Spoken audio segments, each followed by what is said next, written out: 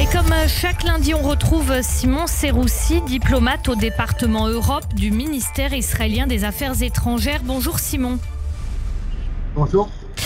Le point de passage d'Allenby frontalier avec la Jordanie a rouvert aujourd'hui après l'attentat d'hier qui a tué 3 Israéliens. Attentat célébré par la population, une partie de la population dans les rues d'Amman, alors que la Jordanie a signé un accord de paix avec Israël en 1994. Ça fait donc 30 ans. Sa portée et ses limites interrogent, alors que du côté de Gaza aussi, des tensions se font jour avec l'Égypte, pays, lui aussi officiellement en paix avec Israël, mais qui refuse ou qui veut limiter à Israël le droit de surveiller sa frontière autour de l'axe de Philadelphie. Simon Seroussi, pourquoi cet environnement autour d'Israël apparaît-il de la sorte, surtout après le 7 octobre et avec des pays en paix depuis si longtemps avec Israël ? Alors, ce qu'il faut comprendre, c'est qu'il y a une vraie stratégie iranienne d'encercler Israël, de créer tout autour d'Israël ce qu'on appelle un collier de feu, un collier de proxy terroristes, d'armées terroristes, que ce soit le Hezbollah, que ce soit les milices chiites en Syrie, en Irak, les Houthis au Yémen, le Hamas à Gaza, et d'autres mouvements comme ce qu'on voit en Cisjordanie, ou bien des tentatives de déstabiliser des régimes alliés et de créer des activités terroristes, y compris en Jordanie. Et donc, ce qu'il faut comprendre, c'est que c'est une réelle stratégie iranienne qui se construit sur des années, qui est financée par des centaines de millions de dollars, par des hommes, par des armes, et nous en voyons les résultats malheureusement tout autour d'Israël, y compris avec des attentats au plus proche de chez nous, en Cisjordanie, et aussi des activités grandissantes iraniennes en Jordanie, qui est quelque chose de très inquiétant pour Israël, sur la frontière qui est une des plus grandes de notre pays, qui va sur tout le front est d'Israël, et où donc il y a une certaine vulnérabilité géographique que les Iraniens essayent dont les Iraniens essaient de profiter. Simon Seroussi, sur quoi s'adosse exactement le régime iranien, islamique iranien, pour obtenir ce qu'il obtient de pays donc frontaliers avec Israël et officiellement en paix avec? On l'apprend notamment de la chaîne israélienne N12. Il y aurait même apparemment des armes qui passeraient par la frontière jordanienne vers des terroristes en Israël, en Judée-Samarie, etc. Alors, je pense que ces activités iraniennes sont des activités avant tout clandestines et qui visent à faire rentrer des armes en Judée-Samarie, comme vous l'avez dit, à créer des cellules terroristes en Judée-Samarie, en passant notamment par la Jordanie. Et c'est quelque chose qui est aussi très dangereux pour le régime jordanien, qui est une force de stabilité dans la région.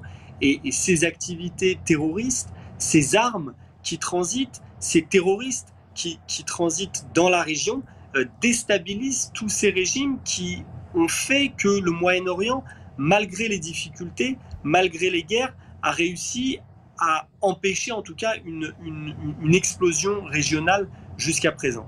Et c'est pour cela que nous le répétons, je vais juste finir la question sur ces mots, nous le répétons, l'Iran n'est pas uniquement un danger pour Israël. L'Iran est un danger pour toute la région, pour tous les pays modérés de la région, et plus globalement pour les démocraties libérales et pour le camp occidental à travers le monde. Quel est le talon d'Achille de ces régimes qui se trouvent autour d'Israël pour que l'Iran puisse y implanter ses milices, même clandestinement, vous l'avez dit, et puis parfois faire passer des armes? C'est quoi le talon d'Achille? L'Iran, en général, opère d'une façon extrêmement bien planifiée, avec une stratégie très claire.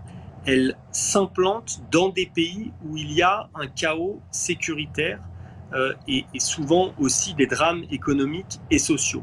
C'est ce qu'on a vu en Syrie, où les Iraniens se sont positionnés très clairement du côté du camp d'Assad et en ont profité pour infiltrer le pays complètement et y créer des milices qui sont armées jusqu'aux dents et aussi transférer d'autres armes vers le Liban, c'est la même chose pour le sud Liban.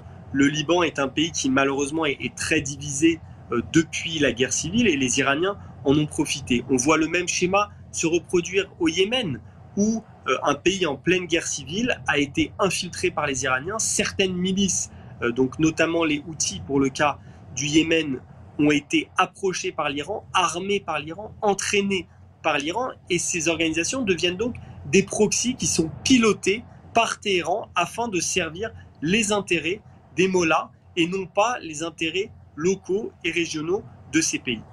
Ce cadre posé, Simon Serroussi, est-ce que Israël est en danger existentiel avec tout ce qui l'entoure ?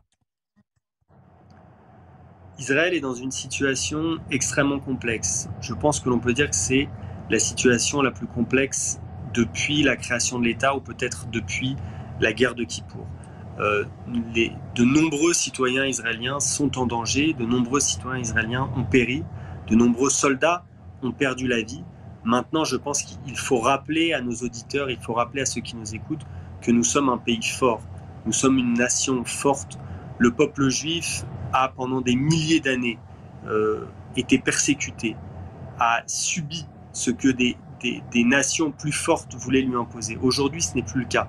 Nous avons un pays, nous avons une armée, nous sommes forts, le peuple juif est fort, l'État d'Israël est fort.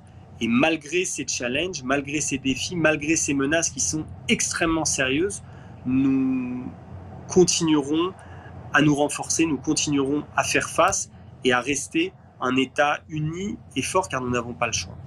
Simon Serroussi, merci beaucoup d'avoir été avec nous comme chaque lundi sur Radio J. Je rappelle que vous êtes diplomate au département Europe du ministère israélien des Affaires étrangères. Bonne fin de journée à vous, merci.